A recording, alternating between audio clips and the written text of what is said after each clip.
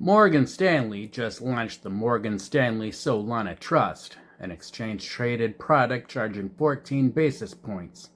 One day earlier, 21 Shares announced that its competing Solana ETF would charge investors nothing for an entire year. So Wall Street is no longer merely making room for Solana. Financial companies are beginning to fight over who gets to provide access to it. But does that mean a new wave of institutional money is entering SOL? Or are more issuers competing for the demand that already exists? Because those are two very different stories.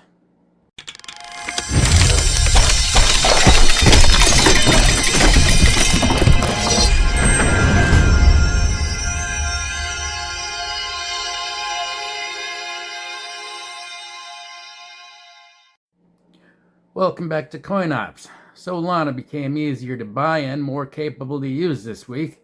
Morgan Stanley opened another traditional finance distribution channel. 21 Shares took its fee to zero, and Solana increased its maximum block compute limit by 66%. Those are real developments. But this week's evidence shows product competition more clearly than it shows an acceleration in new institutional capital. So today, we're following the money to see whether demand is actually accelerating with the access. We will look at SOL's market structure, investment flows, institutional behavior, and the latest network developments. Because access, adoption, and token demand are related, but they're not interchangeable.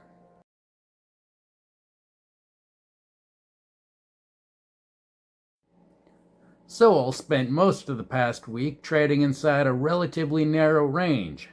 It closed July 25th at approximately $74.51, reached a weekly high near $77.44, and traded as low as approximately $72.37 before sitting near $73 as the strip was prepared. So despite the Morgan Stanley launch, the fee waiver, and the network upgrade, SOL did not experience enough obvious positive repricing. That does not mean the market rejected the news. 7 days of price action can be dominated by Bitcoin and broader risk sentiment. Leverage, liquidations, and events traders positioned before they became public can also overwhelm asset-specific news. The useful conclusion is simply that these announcements were not large enough to overpower the rest of the market. Underneath the price, Solana continues to support substantial activity. At the time of writing, Llama showed approximately 15.7 billion in stablecoins on Solana and more than 10 billion in decentralized exchange volume over the preceding 7 days. Solana DEXs have also reportedly ranked second in aggregate weekly spot volume for 4 consecutive weeks, behind Binance, but ahead of individual exchanges, including Coinbase, Kraken, and Bybit. That comparison requires an asterisk. It combines numerous Solana protocols and compares their total against individual centralized exchanges. But the underlying signal remains valid. Solana is not an empty network waiting for its first users. It already has liquidity, applications, and meaningful trading activity. The unresolved question is the quality of that activity and how strongly it creates demand for SOL.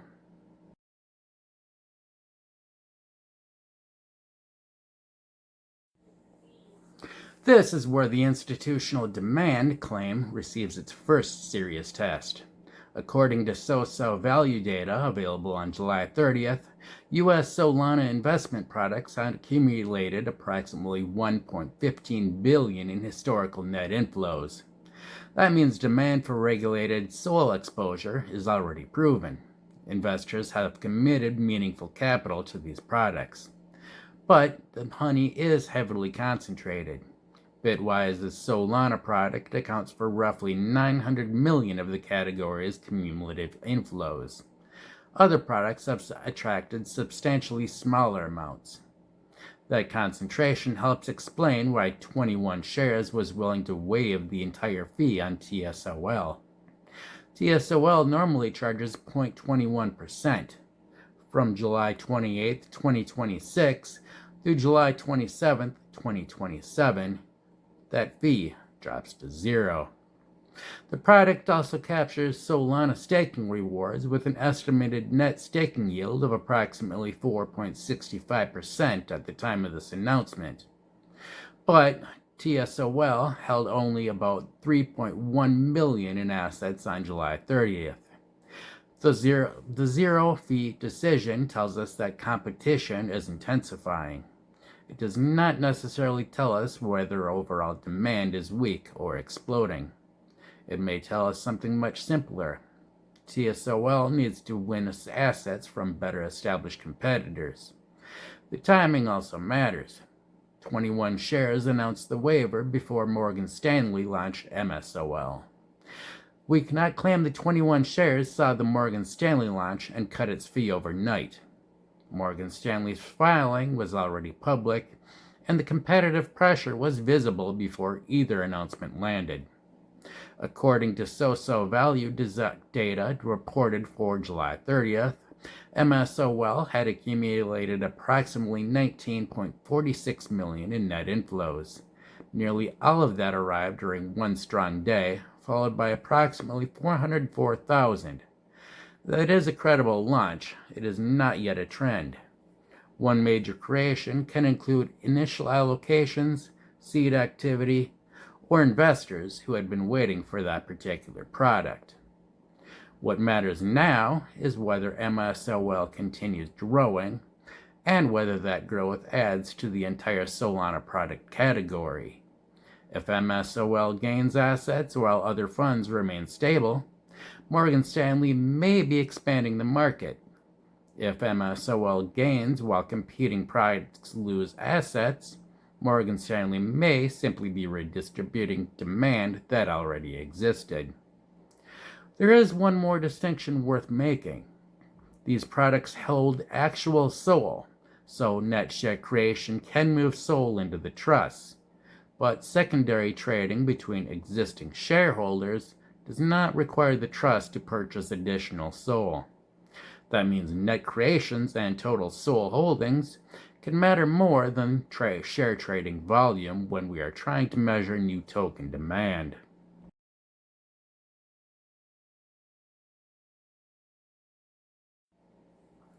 Morgan Stanley is the largest name in this week's story. The Morgan Stanley Solana Trust trades under the ticker MSOL on NYSE Arca. It charges an annual expense ratio of 0.14% and tracks SOL through a CoinDesk benchmark. Morgan Stanley says MSOL will stake a portion of its SOL holdings and that Morgan Stanley Investment Management will not retain any of the staking rewards for itself. But the most important feature is not the fee or the staking program. It is distribution. Morgan Stanley Investment Management and its affiliates oversee or supervise approximately $2 trillion. Morgan Stanley also has an enormous wealth management operation and access to E-Trade customers. That does not mean $2 trillion can or will enter SOL. It means investors can now obtain SOL exposure through another familiar brokerage and advisory system without opening a crypto exchange account, managing a wallet, or protecting their own private keys. That is a genuine expansion of access. It is not proof that Morgan Stanley advisors are allocating client portfolios to SOL. It is also not proof that the initial MSOL buyers are institutions. Those buyers could include individual E-Trade customers, wealth management clients, professional funds, family offices, or registered advisors. Until ownership disclosures or later regulatory filings become available, we should call this traditional finance distribution rather than confirmed institutional allocation. We also need to be accurate about the structure. MSOL is an exchange-traded grantor trust. According to its SEC prospectus, it is not an investment company registered under the Investment Company Act of 1940.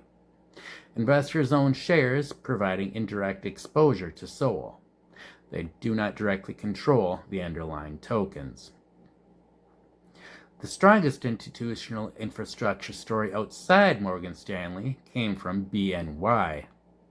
On July 29th, BNY launched a digital transfer agency capabilities allowing legal ownership records for digitally native funds to exist directly on public blockchains. That matters because the blockchain can become the official ownership record rather than merely hosting a token that mirrors records stored somewhere else. Bailey Gifford's Baggy Fund already uses both Solana and Ethereum for that purpose. That is live institutional financial infrastructure, and Solana is one of the rails. But it remains a multi-chain deployment. BNY did not select Solana exclusively, and the investors purchasing the fund are not necessarily investing in SOL. An institution can use Solana for record keeping, while requiring only a relatively small quantity of SOL to pay transaction fees. This is real blockchain adoption. Its direct effect on SOL investment demand, however, remains uncertain. The KSNET story is earlier. KSNet is a major South Korean payment processor connected with more than 330,000 merchants. It signed a memorandum of understanding covering 2 proof-of-concept projects involving Solana Pay and X402 payments for autonomous software and AI agents. That provides access to a potentially important payment network. It does not mean 330,000 merchants now accept Solana. The pilots still need to address Korean compliance, anti-money laundering requirements, liquidity, and settlement in Korean won. This is a serious opportunity, but it remains a pilot rather than a deployment.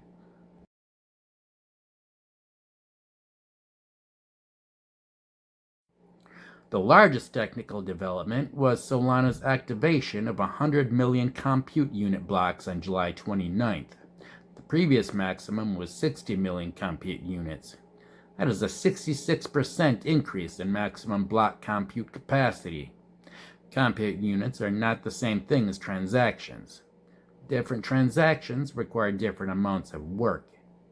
The new limit means each block can process more total computation, particularly when activity is spread across unrelated applications and accounts.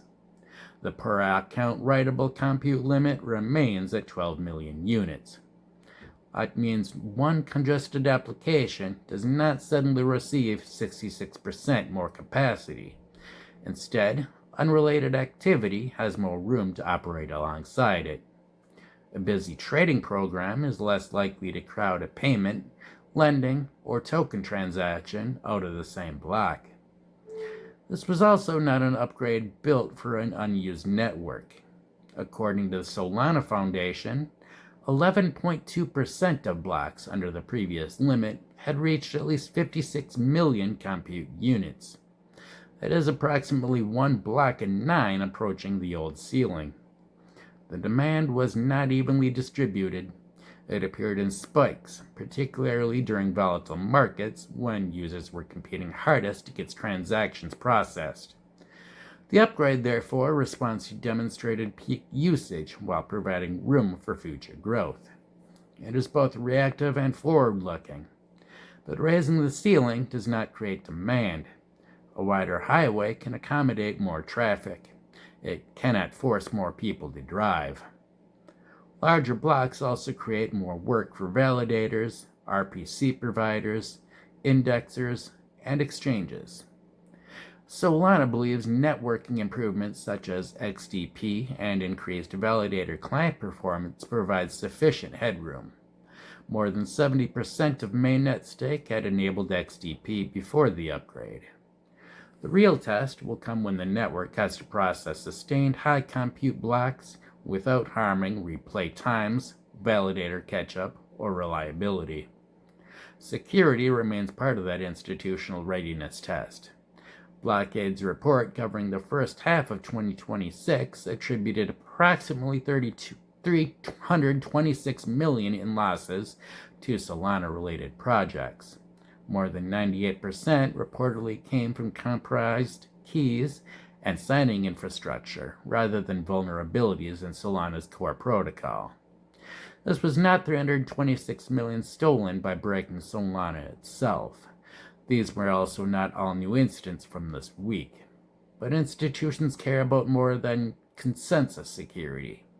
They care about custody, access controls, signers, and whether one compromised credential can move an organization's assets.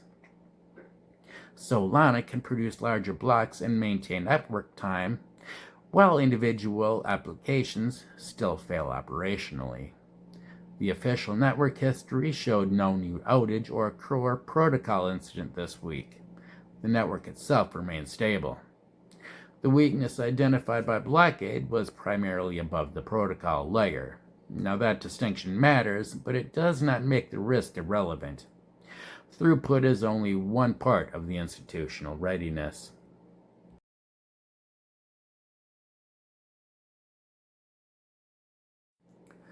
The evidence leaves us between the strongest bullish and bearish interpretations.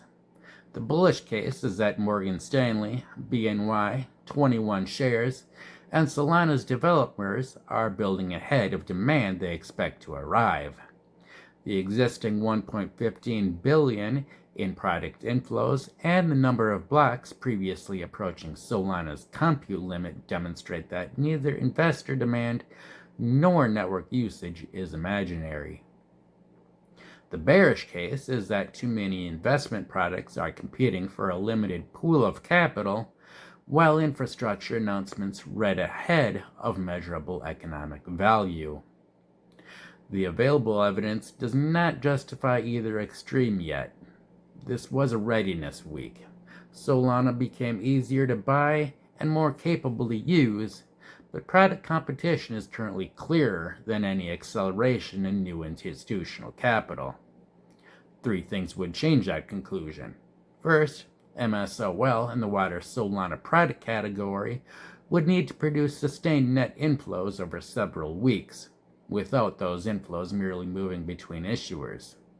Second, BNY, KSNet, and the expanding real-world asset ecosystem would need to publish live asset, user, or transaction figures rather than additional partnerships and pilots. Third, the network would need to use its new compute capacity under sustained load while maintaining reliability and producing economic activity that creates measurable demand for SOL. Agave 4.2 is expected to begin its recommended mainnet rollout in August. Its planned changes include substantial rent reductions, larger transactions, and stage reductions in slot times. Those changes are not live today. OpenGlow also remains a future consensus upgrade rather than something Solana delivered this week. The next proof point will not be another logo, memorandum, or roadmap. It will be capital, live deployment, and repeat usage. That is what we will be watching. Now, if you're new to crypto, or simply tired of trying to learn through hype and social media noise, I wrote Understanding Crypto, a clear guide for new investors, to give you that clear foundation. It explains Bitcoin, Ethereum, wallets, exchanges, blockchain mechanics, and the security decisions that actually matter without assuming you already speak the language. I'll have linked in the description. Now I want to hear your read. Does Morgan Stanley's launch represent genuinely new demand entering Solana? Or is it another issuer competing for capital already in the market? Let me know in the comments. And if you found this breakdown useful, hit the like button and subscribe to CoinOps. We will keep following the flows, infrastructure, and real deployments without calling something adoption before the evidence supports it. So stay locked.